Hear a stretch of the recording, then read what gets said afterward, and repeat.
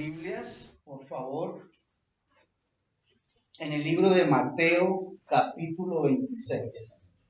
Mateo, capítulo 26.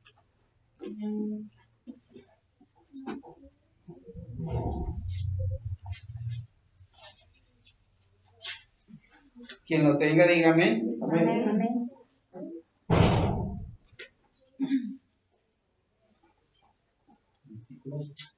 No es fácil hablar del Señor. Versículo 9, ¿no? Capítulo 26, versículo 69.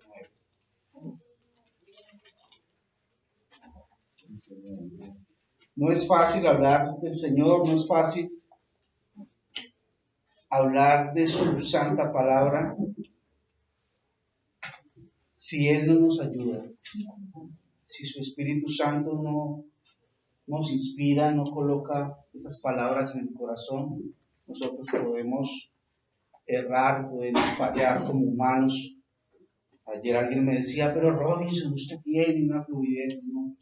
Porque de una capacitación como de 2 capacitaciones, pero no es igual venir a hablar del Señor. Lo que estaba capacitando era un tema secular de trabajo, pero el Señor son cosas santas. Yo quiero pedirle que usted me ayude a hacer una oración muy corta para que esta palabra sea palabra de Dios y no palabra de hombre. Cierre sus ojos allí donde está un segundito, incline su rostro. Señor, yo me quito de este lugar, Dios mío, para que tú ministres tu palabra a tus hijos. Reconozco delante de ti, Jesús, mi incapacidad, Señor, para hablar de tus cosas santas, para hablar al corazón de tu pueblo. Yo, Señor, soy un siervo inútil, Dios. Yo te pido que tú ministres, coloques tu verdad, coloques de tu amor en el corazón de tus hijos a través de tu palabra. Que esas palabras, Señor, cobren vida, que ellos puedan seguirte más y amarte más y estar más rectos delante de ti después de esta enseñanza, Padre. Te pido que si digo algo que no es tuyo, tú cierres el corazón de ellos y no lo escuchen, Señor. Que sean solamente tu palabra, tu verdad, Señor, las que ministren. Espíritu Santo, ayúdame, te lo pido en el nombre de Jesús. Amén. Amén. Dice el pasaje en Mateo capítulo 26,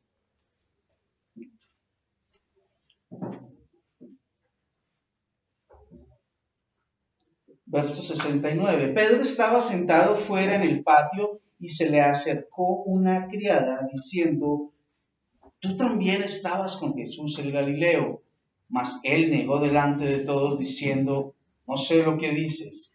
Saliendo él a la puerta le vio otra y dijo a los que estaban allí, también éste estaba con Jesús el Nazareno. Pero él negó otra vez con juramento, no conozco al hombre. Un poco después, acercándose los que por allí estaban, dijeron a Pedro, verdaderamente también tú eres de ellos, porque aún tu manera de hablar te descubre.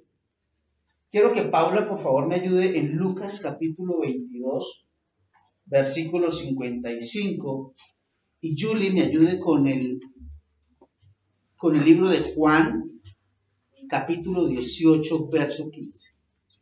Paula, Lucas capítulo 22, versículo 55. ¿Qué dice?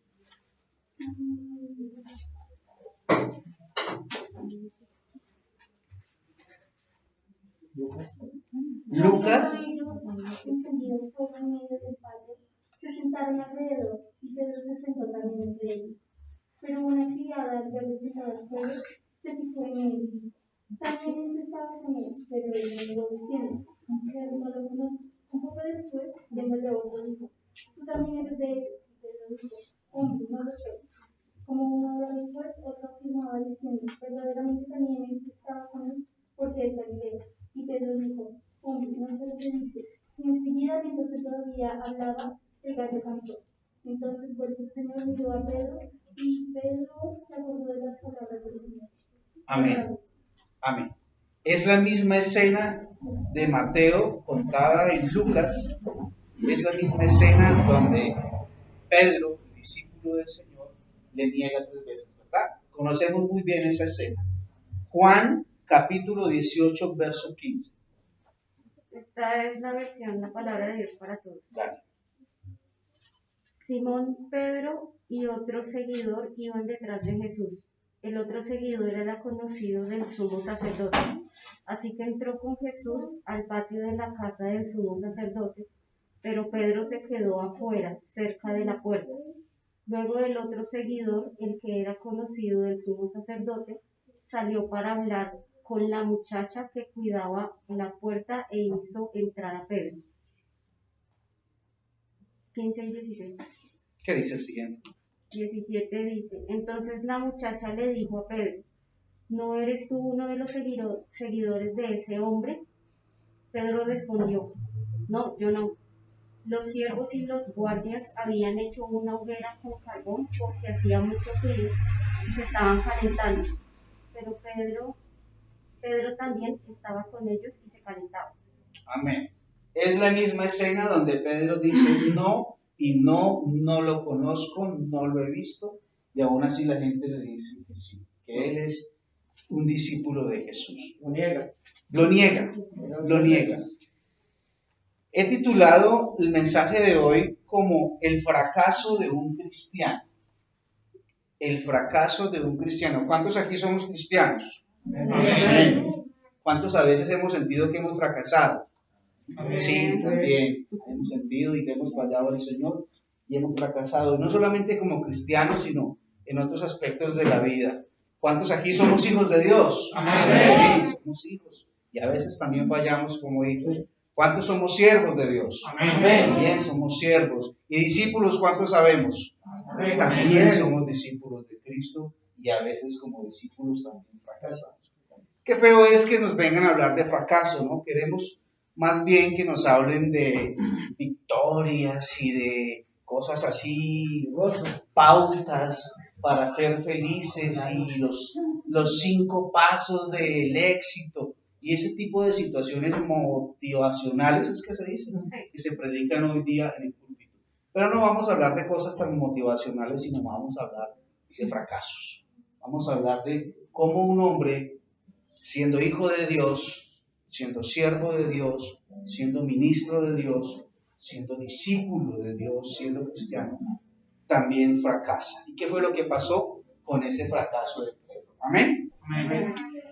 Esta palabra, tengo que citarlo, me la inspira un amigo, quizá usado por Dios hace unos años atrás, que me invitó a su casa, a su municipio, no, a su departamento, por allá en Quinchía, Risaralda. Es un amigo al que aprecio mucho. Y él allá estaba atravesando un fracaso terrible. Llevaba 2 años de restauración y había perdido absolutamente todo. Solamente faltaba que hubiera perdido su vida. Había perdido su ministerio porque era un siervo, había perdido su buen nombre, había perdido su familia, había perdido su trabajo, su esposa, su hija, su pueblo. Y es un hombre que conocí en el absoluto fracaso aquí en la ciudad de Bogotá. Después de un tiempo de restauración, él me llevó a su ciudad, a su pueblo, y la noche fue una noche de viaje muy larga, y al día siguiente que despertamos, yo me acuerdo muy bien verlo sentado en el piso del cuarto, como a las 8 de la mañana tomándonos agua panela, y él me compartió esta palabra de Pedro. Ni siquiera abrió la Biblia, hablamos 5 o 10 minutos de esa palabra y esa palabra marcó mi vida. Marcó mi vida y dije, acá hay algo de Dios que algún día yo quiero compartir a aquellas personas que como yo intentamos 1000 veces caminar con Cristo y a veces sentimos que fracasamos en ese camino. Y es de lo que yo les quiero hablar hoy. Pedro era un líder nato, era una de las personas más cercanas a Jesús.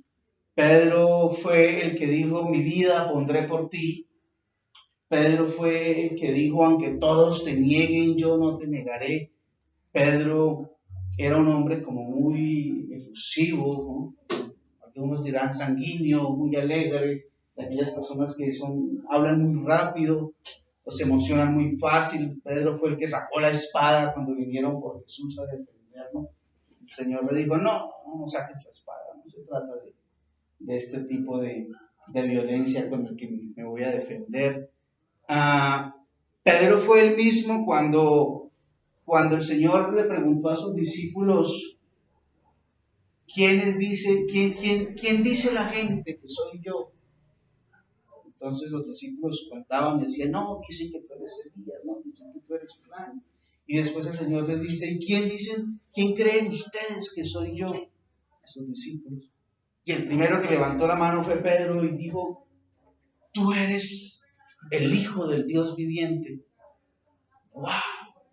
Y el Señor lo que le dijo fue fantástico. Le dijo, Pedro, no te lo reveló carne ni sangre, sino mi Padre que está en los cielos. O sea, tuvo una revelación y Dios le dio la revelación a Pedro de que Jesús era el Cristo, el Hijo del Dios viviente. No, Pedro yo creo que en ese momento se sintió, wow, el ungido, la revelación de Dios llegó a mí y no a estos otros pobres 11. Entonces, Pedro era esa persona, aunque todos te abandonen, yo jamás te abandonaré, dijo un día. Pedro fue el que un día entre los 12 Jesús le dijo, ven Pedro, cuando el Señor estaba caminando sobre las aguas y allí ocurrió algo sobrenatural, algo que no se ha vuelto a ver en el mundo, un hombre caminando sobre las aguas, ¿no?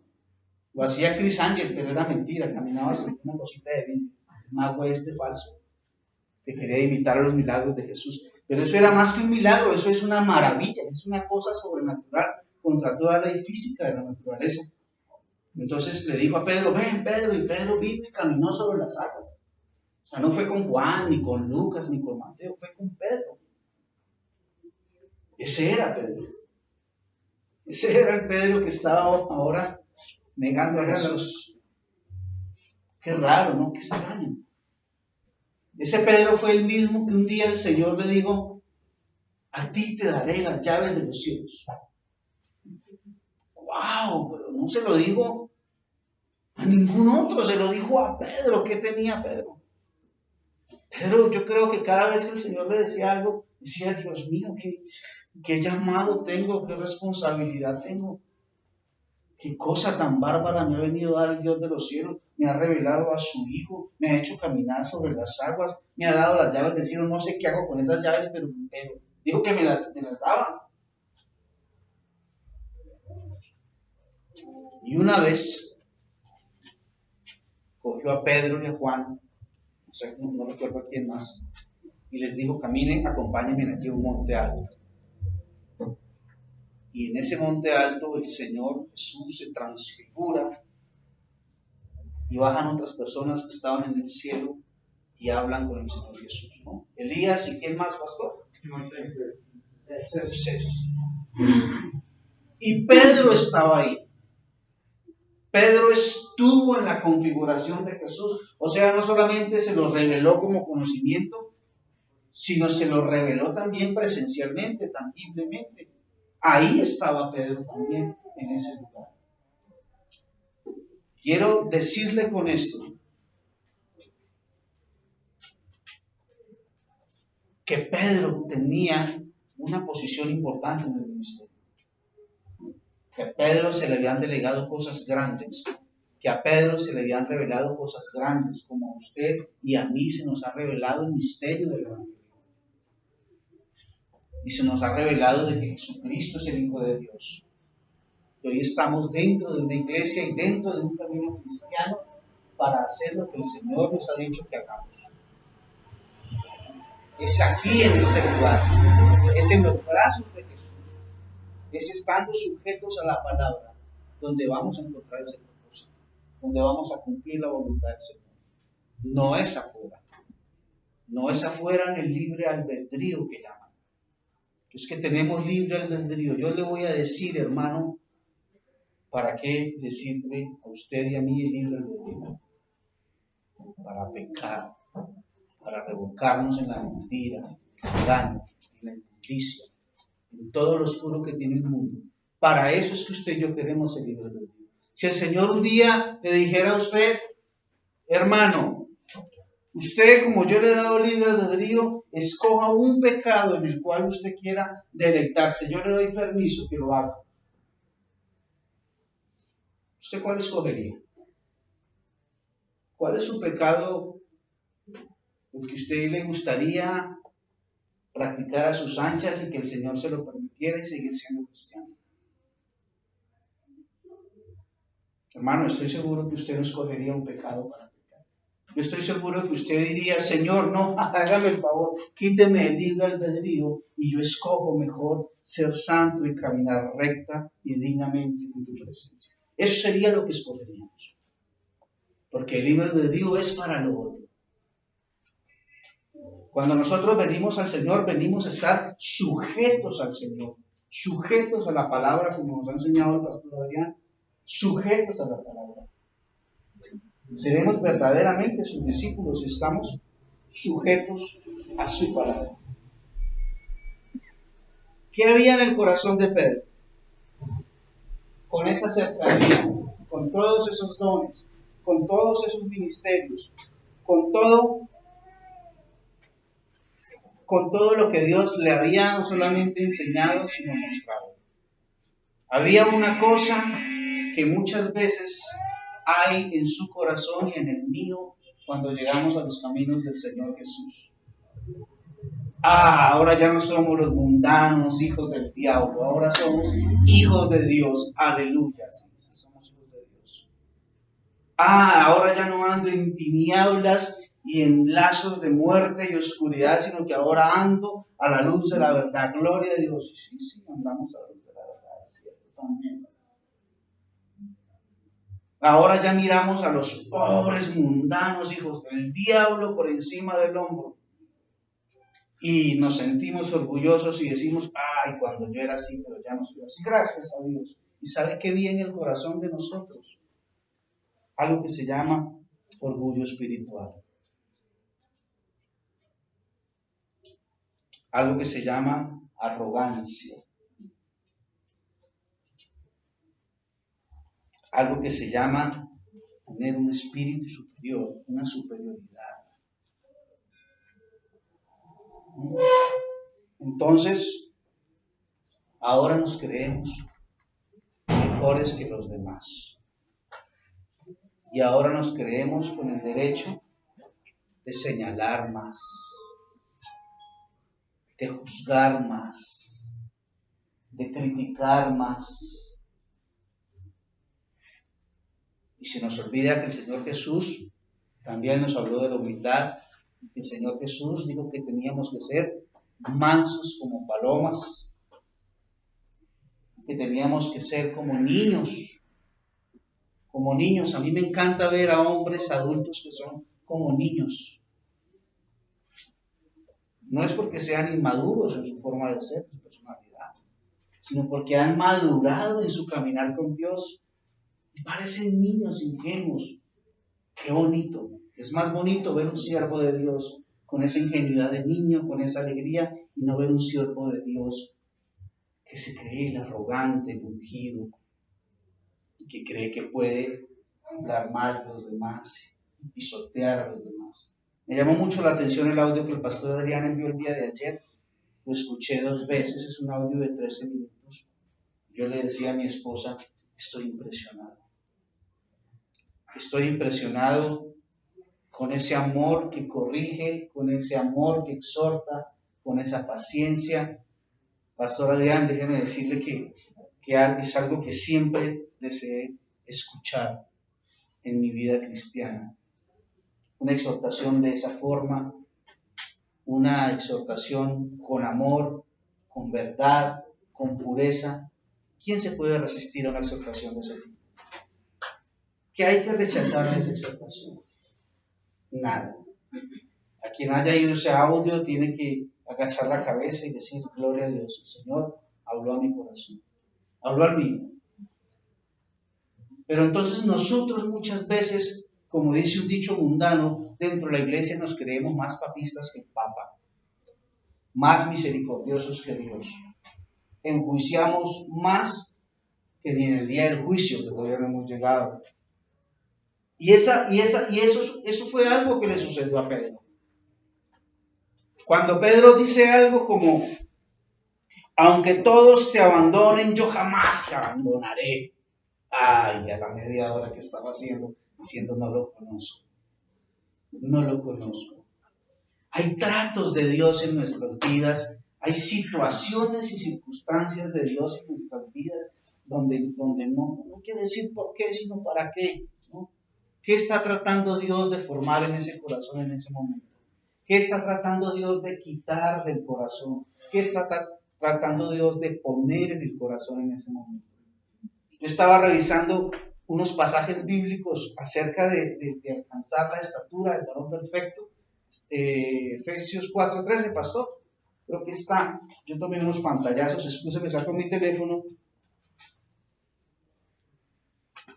Y me daba cuenta que cada vez que venimos a la iglesia, Dios lo hace con un propósito, nos congrega con un propósito, nos pone enfrente a la palabra con un propósito, nos lleva a un discipulado con un propósito, y ese propósito de que caminemos hacia la meta, caminemos hacia la estatura de Cristo.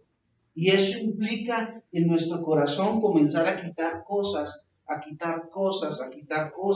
que nos son estorbo, que nos son tropiezo, o adquirir otras cosas que necesitamos para nuestro caminar con Cristo, para nuestro crecimiento. Pero no podemos toda la vida pasarnos en la iglesia y siendo los mismos con las mismas. Hoy la enseñanza tiene que estar centrada, esta enseñanza que el Señor me permite compartirles, tiene que estar centrada en dejar la arrogancia que tenemos como cristianos contra otros, a veces de la misma iglesia, en dejar la crítica como cristianos hacia otros, a veces del mismo cuerpo de Cristo, porque a veces criticamos lo que no tenemos. La crítica es prima hermana del orgullo espiritual. Y el orgullo es primo hermano del egocentrismo. El que cree que él es el centro o que ella es el centro. Y que todo gira alrededor de esa persona. Y si alguien piensa diferente, entonces lo juzgamos con justo juicio. No, hermano. Hay cosas que hay que señalar. Pero no señale todo el tiempo a su esposo. No señale todo el tiempo a su esposa. No señale a su hermano, a su primo, a su tío, a su vecina, al pastor. No es todo el tiempo. No es todo el tiempo la crítica. No es todo el tiempo la murmuración. No debe ser así. No es todo el tiempo, mi vida pondré por ti, aunque otros te negaren, yo nunca te negaré, aunque otros, ¿no?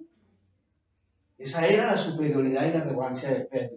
Yo soy mejor que los demás. Yo soy mejor que los demás. Los demás son más débiles que yo. Yo soy el que valgo. Yo soy el que peso acá. Y el Señor tuvo que dejar que Satanás los zarandeara para aterrizarlo. Para decir, no es así.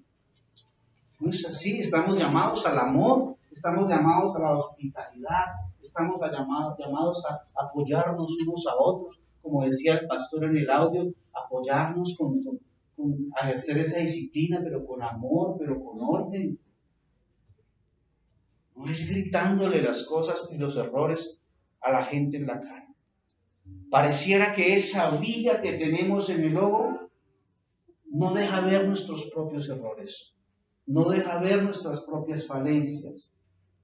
No deja ver que somos los primeros en necesitar del Señor. Y entonces vamos a la presencia de Dios y no siento a Dios. ¿Qué pasará? Pero yo no he hecho nada malo. Pero criticarse te ha vuelto un hábito tan normal que ya ni cuenta te das cuando criticas y hablas mal de la gente. Murmurar de los demás se ha vuelto algo tan natural para ti. Juzgar y señalar. Y enviar juicio a diestra y siniestra, y vas a la presencia de Dios y no siento a Dios, porque tienes una viga tan grande que no te has dado cuenta. Que la Biblia me dice que el postrero será primero, ¿no, pastor? Sí, señor. Que los Primero serán postreros. Que el más grande en el reino de los cielos, ¿quién debe ser acá?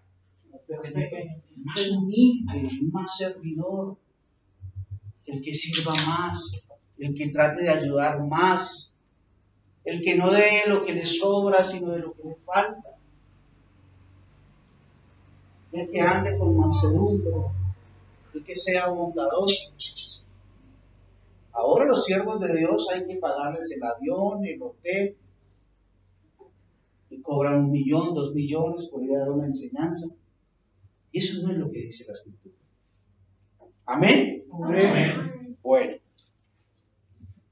Acá hay unas versiones en Efesios 4:13 que dice: hasta que todos lleguemos a la unidad de la fe y del conocimiento pleno del Hijo de Dios, a la condición de un hombre maduro. Hasta que lleguemos ¿a dónde? A la condición de De un hombre maduro. Quiere madurar. Deje de murmurar. Deje de criticar. Deje de juzgar. Deje de ver siempre el error en los demás. Comience a mirar un poquito más para adentro. Introspección que llaman. Hasta que todos salgamos en unidad de la fe y del conocimiento del Hijo de Dios, en varón perfecto, a la medida de la edad cumplida de Cristo.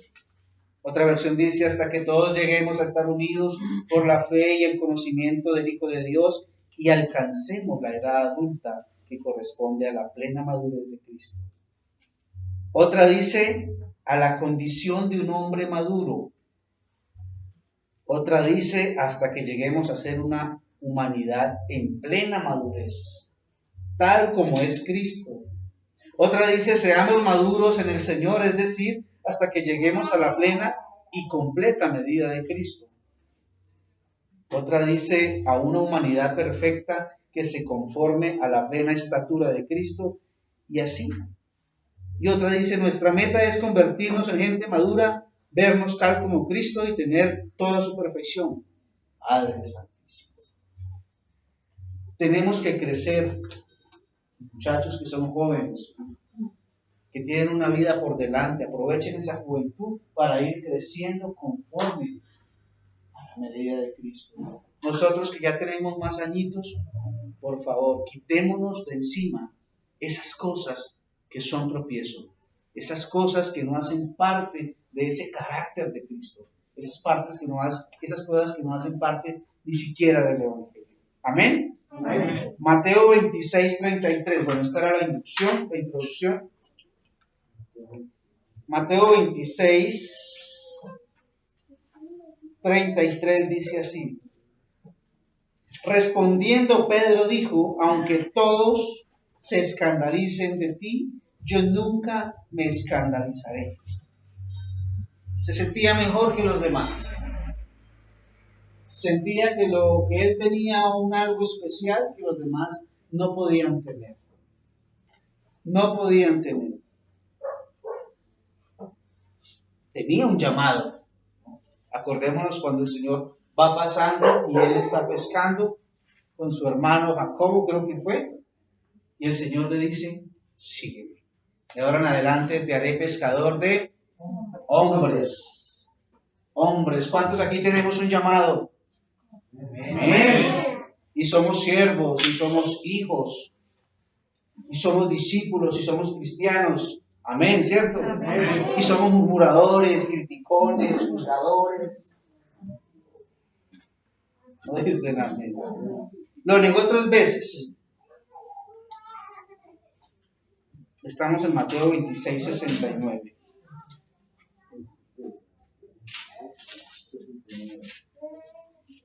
¿Cierto?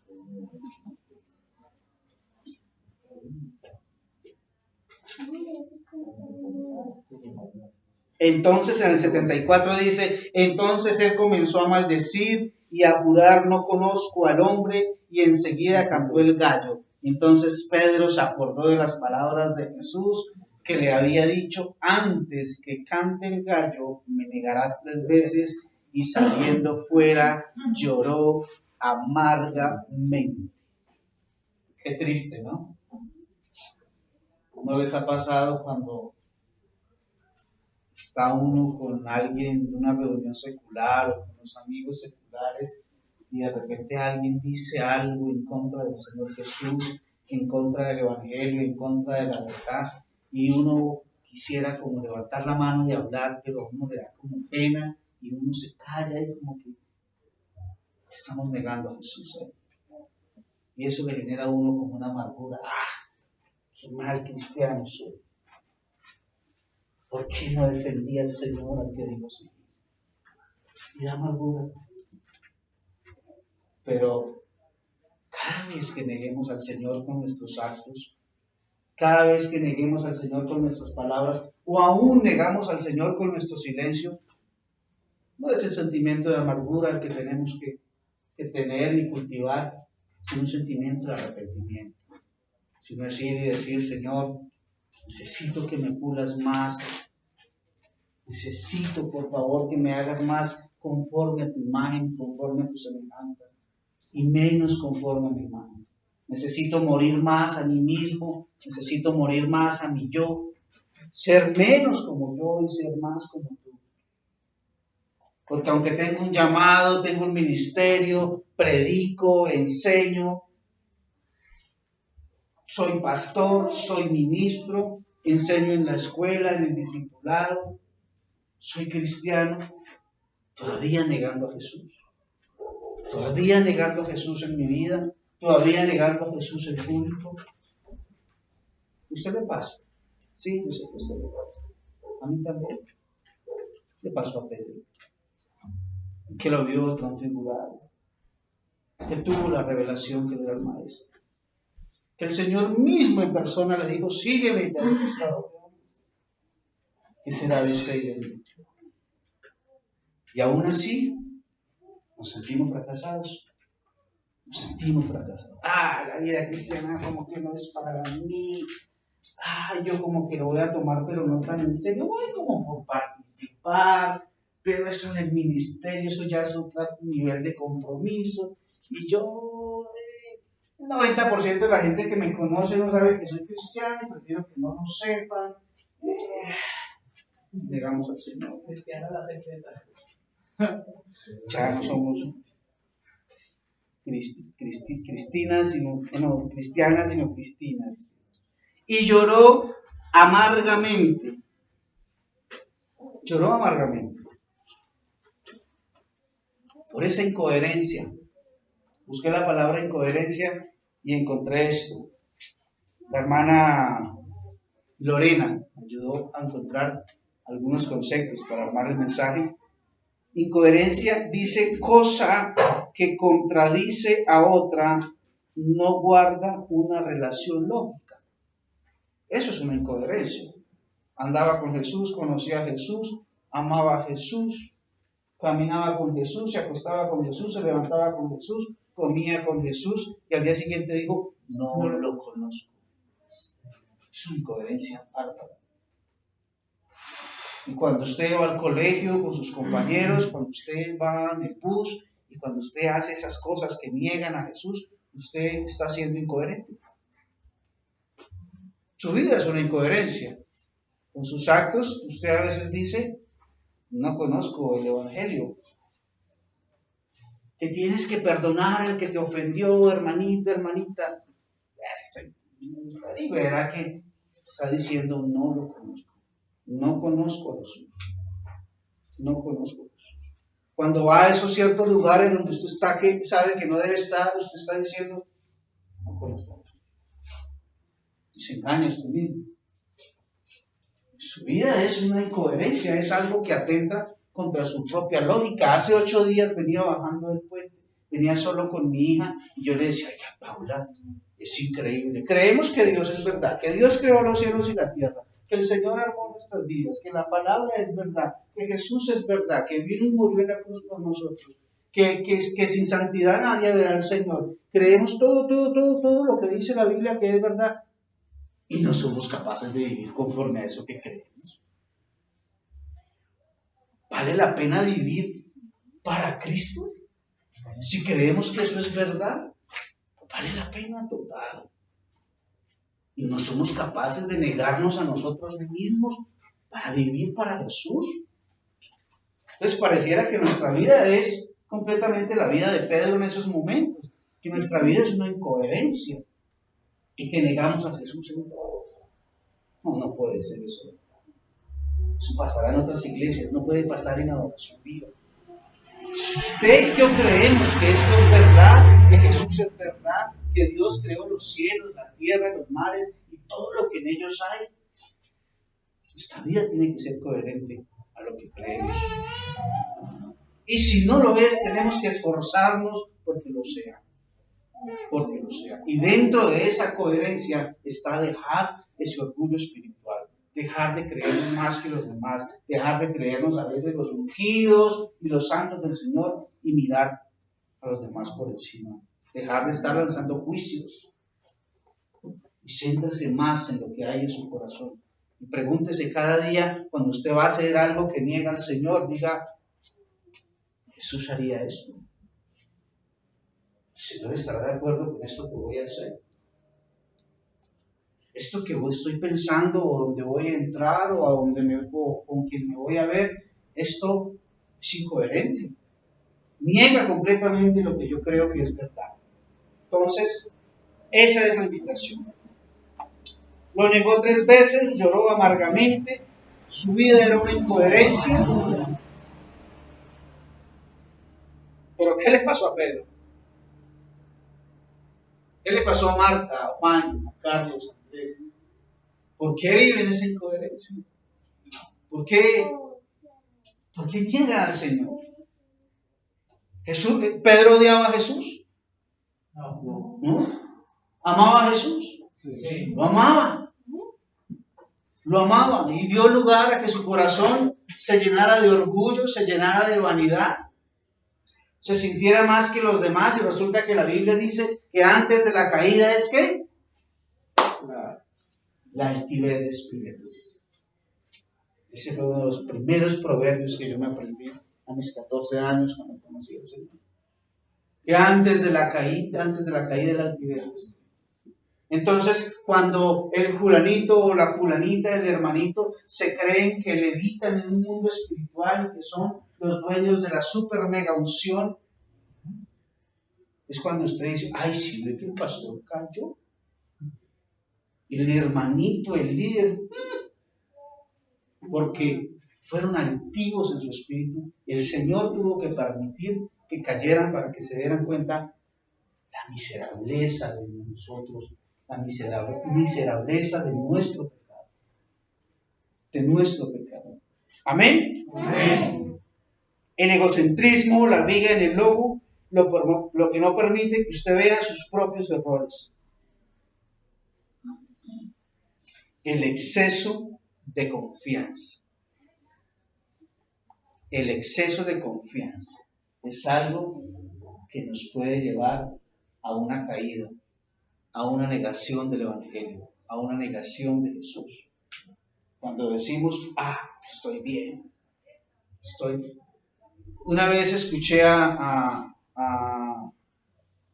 Charles Spurgeon, un predicador irlandés, y él decía que conoció a un hombre refiriéndose a él mismo que en un servicio, en una prédica, había una gloria de Dios impresionante y todos habían sido, mejor dicho, tocados por esa gloria, y él se sintió súper ungido porque él era quien estaba predicando. Se sintió, mejor dicho, como se sentía Pedro en aquellos días antes de negar a Jesús. Pero que después de terminado el servicio, detrás del púlpito un hombre lo increpó y él sacó la mano y se la metió.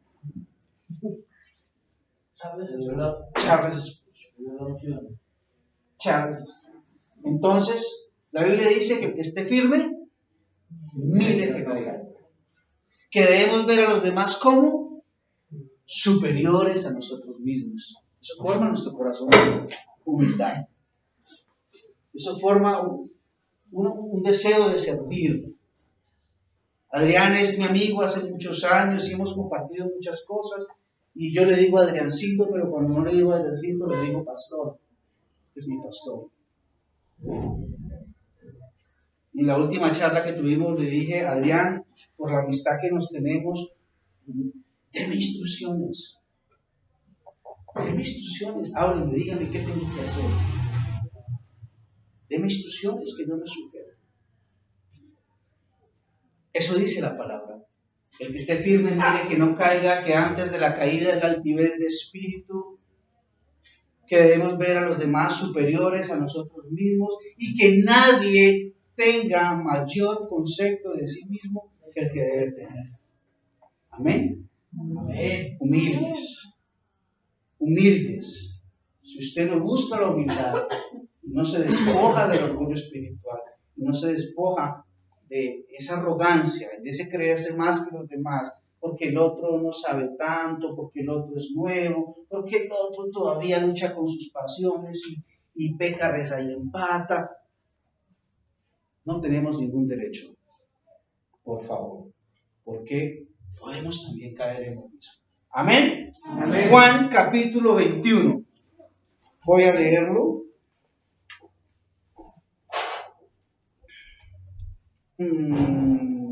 Hermano Cristian, ayúdeme con Juan capítulo 21 y yo leo Lucas 9:54 para terminar. Juan 21. Sí, Versículo. desde el 21. Yo voy a leer Lucas 9:54. Dice así: viendo esto sus discípulos, voy a leer desde el verso 51. Cuando se cumplió el tiempo en que había de ser recibido arriba, afirmó su rostro para ir a Jerusalén y envió mensajeros delante de él, los cuales fueron y entraron en una aldea de los samaritanos para hacerle preparativos, mas no le recibieron porque su aspecto era como de ir a Jerusalén. Viendo esto sus discípulos, Jacobo y Juan, dijeron: Señor, ¿quieres que mandemos que descienda fuego del cielo como Elías y los consuma? Entonces, volviéndose él, los reprendió, diciendo: vosotros no sabéis de qué espíritu sois, porque el Hijo del Hombre no ha venido para perder las almas de los hombres, sino para salvarlas. Y se fueron a otra aldea. ¿Qué es lo que vemos acá? Aquí vemos un grupo de personas, mensajeros delante de él, los cuales fueron y entraron en una aldea de los samaritanos para hacerles preparativos. Aquí vemos a unos mensajeros que entraron a la aldea para hacer unos preparativos. Mas no le recibieron porque el aspecto era como de ir a Jerusalén. No sabemos cuál sería el aspecto que tenían los de ir a Jerusalén, pero vemos un grupo de personas que también querían servir al Señor. O estaban haciendo algo de servicio.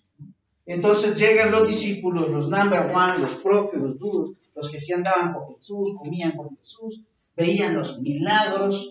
Entonces van y ven a estos tipos. ¿Y esos quiénes son? ¿No? Eso es esa iglesia nueva allá que abrieron. ¿Qué tipo de pentecostales, adventistas? ¿Quiénes son esos hermanitos? Y esos que van allá por la calle con ese megáfono predicando, ¿qué doctrina será? ¿No?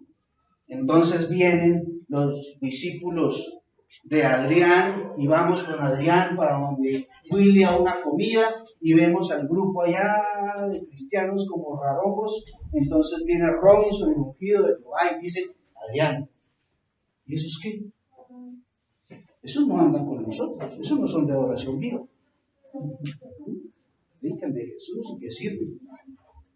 ¿Qué hacemos, cristianos? Oramos y que caiga ese fuego del cielo y nos consuma. Los discípulos, no, ¿sabe quién lo dijo? El que dormía al pecho del maestro, Juan. Señor, esos no son de nosotros, esos son por allá como de, yo no sé, caminando en gracia. ¿Quiénes serán esos? Oramos y que caiga fuego del cielo y los queme. Aquí los únicos que tenemos la verdad somos nosotros. Los demás, que caiga fuego del cielo, hijos del diablo. No, mi hermano, no es así. No es así, hermano. No. Dios va a juzgar. Dios va a juzgar. Yo sé que usted va a comenzar a orar por esas personas que usted cree que no están bien delante de Dios, por su hermano de oración viva, por su familiar en la iglesia, o por ese que se está congregando en otro lado. Ore por él, ore por él. Pero no hable mal de él, no murmure de él, no le juzgue, porque su corazón se está contaminando con esas cosas. Cuando usted vaya a la presencia de Dios, Dios le va a demandar arrepentimiento por esas situaciones. Amén. Porque así usted va a madurar y va a crecer y va a poder tener un crecimiento espiritual. Y va a poder servir con corazón limpio en las cosas del Señor. Amén. Amén. ¿Qué dice el pasaje bíblico? Juan 21, desde el capítulo 1.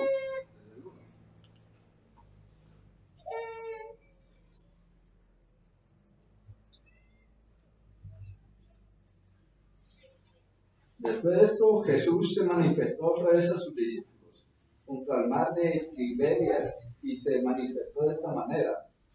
Estaban juntos Simón Pedro, Tomás llamado el Didimo, Natanael, el de Caná de Galilea, los hijos de Zebedeo y otros dos de sus discípulos.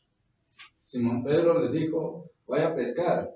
Ellos le dijeron: vamos nosotros también contigo. Pero ni entraron en una barca y aquella noche no pescaron nada. Cuando ya iba amaneciendo, se presentó Jesús en la playa, mas los discípulos no sabían que era Jesús. Y les dijo: hijitos, ¿tenéis algo de comer? Le respondió: no. Él le dijo: echad la red a la derecha de la barca y hallaréis. Entonces echaron y ya no la podían sacar por la gran cantidad de peces. Entonces aquel discípulo a quien Jesús amaba dijo a Pedro: es el Señor. Simón Pedro, cuando vio que era el Señor, se ciñó la ropa porque se había despojado de ella y se echó al mar.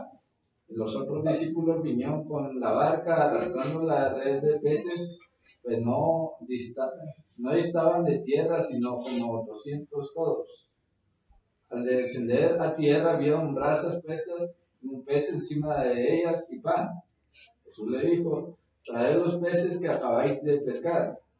Subió Simón Pedro y sacó la red a tierra llena de grandes peces, 153, y aun siendo tanto la red no se rompió. Le dijo Jesús: venid, comed. Y ninguno de los discípulos se atrevía a preguntarle: ¿tú quién eres?, sabiendo que era el Señor. Vino pues Jesús y tomó el pan y les dio, y asimismo del pescado. Esta era ya la tercera vez que Jesús se manifestaba a sus discípulos después de haber resucitado de los muertos. Cuando hubieran comido... Ahí, amén. Amén. Gracias, hermano.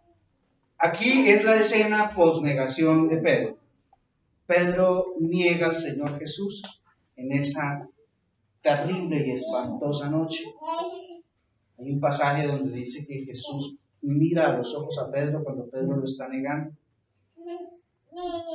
Y él, dice la Biblia, que él se llena de amargura.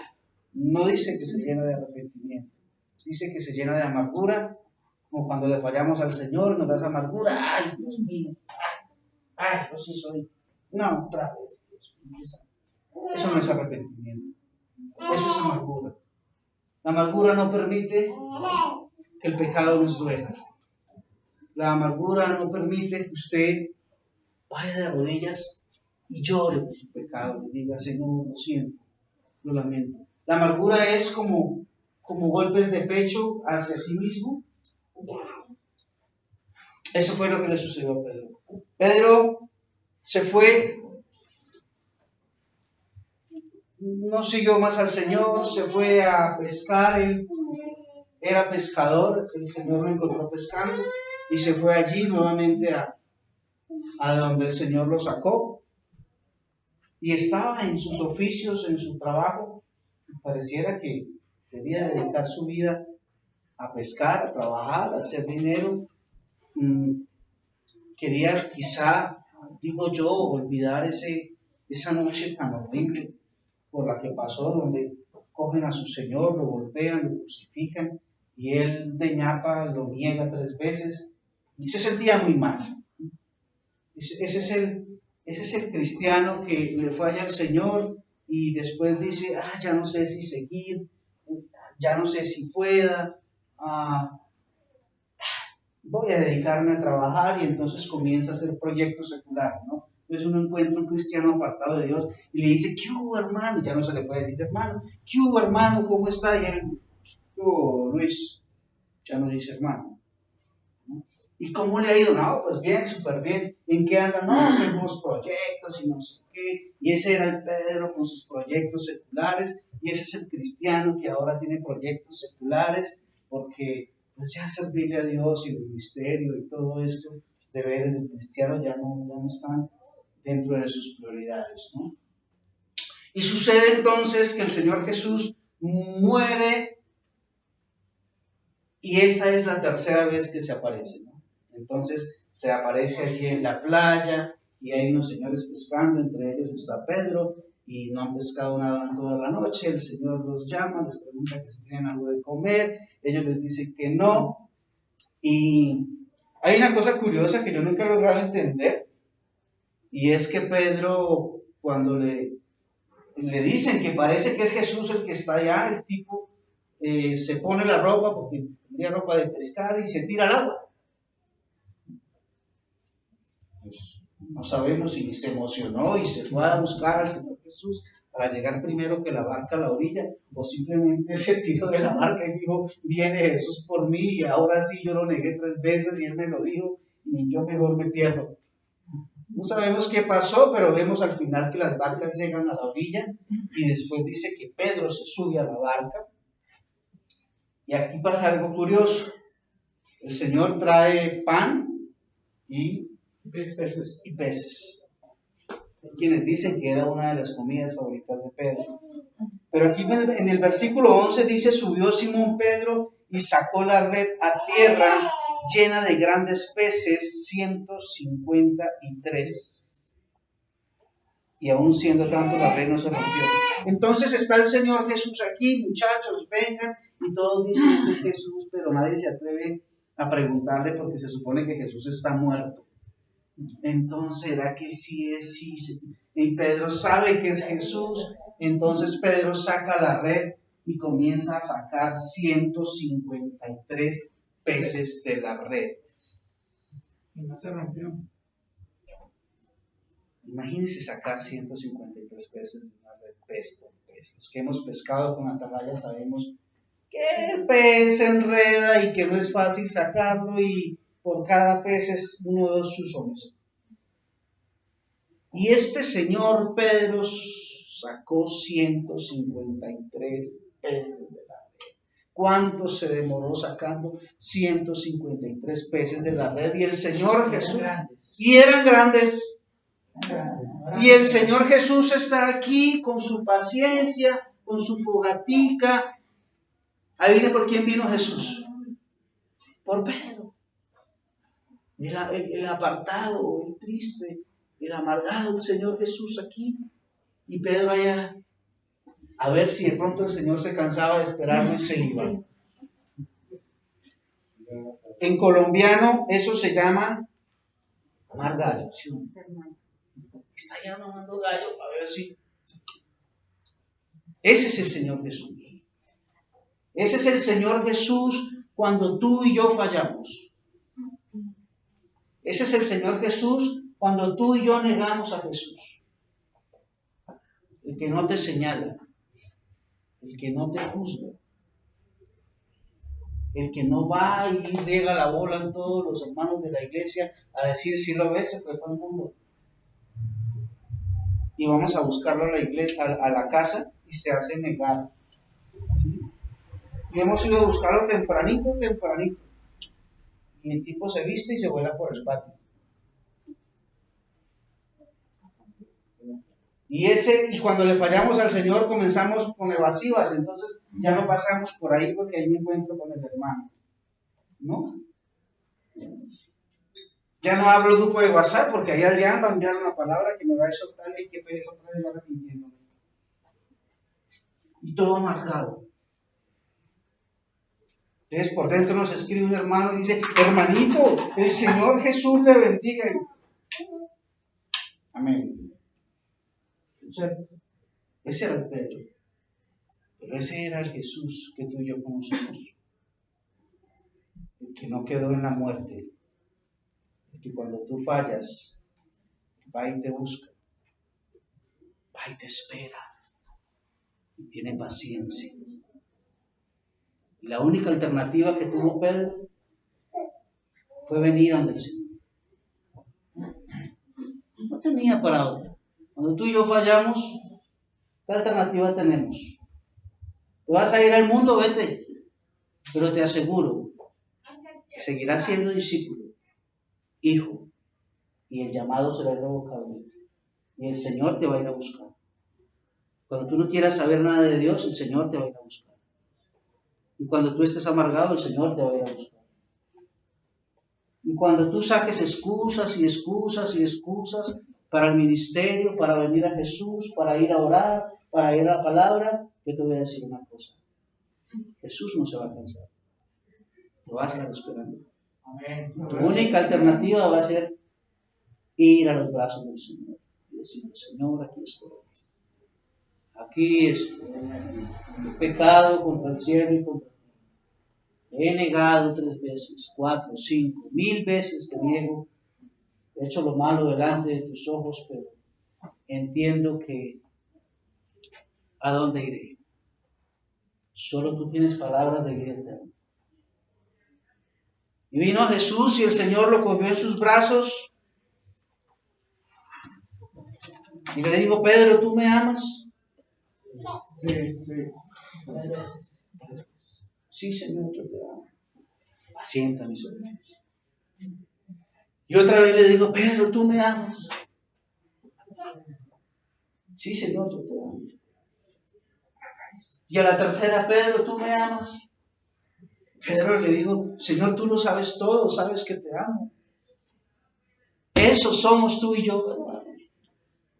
Esos somos tú y yo. Somos ese Pedro que a veces negamos. Somos ese Pedro que a veces nos creemos más que los demás. Somos ese Pedro arrogante, con orgullo espiritual. Los ungidos tenemos la revelación de la cruz. ¿Y sabe a dónde nos lleva ese orgullo? A la caída, a la humillación. Y viene el Señor y nos restaura. Y viene el Señor y nos espera. Así queramos un poquitico más de tiempo. Así un poquitico más de tiempo. Santo, sí, pero a partir de enero, que es que tengo una rumbita en diciembre. Y el Señor te espera. Y el Señor nos espera. Y el Señor sabe que le amamos. Después del Halloween que ya compré mi clase. Y el Señor sabe que tú le amas. Sabe que tú le amas como Pedro. Y está siempre dispuesto a restaurar el corazón. Y está siempre dispuesto a decir, pero dése cuenta que usted me ama. Pero Señor, es que yo hago esto, pero me ama. Me ama. Ahora como yo sé que tú me amas y tú sabes que tú me amas, entonces quiero colocarte unas funciones y unas misiones y unos propósitos dentro de mi obra. Y comienza a delegar unas cosas dentro de usted. No hay mejor manera de intentar llevar una vida para Dios que dentro del ministerio. Láncese a trabajar para Dios. Láncese a hacer cosas para Dios. Usted sabe que ama al Señor, a pesar de sus errores. Y el Señor también sabe que usted lo ama. Amén. Amén. Ese es el Cristo que tenemos. Dios le bendiga.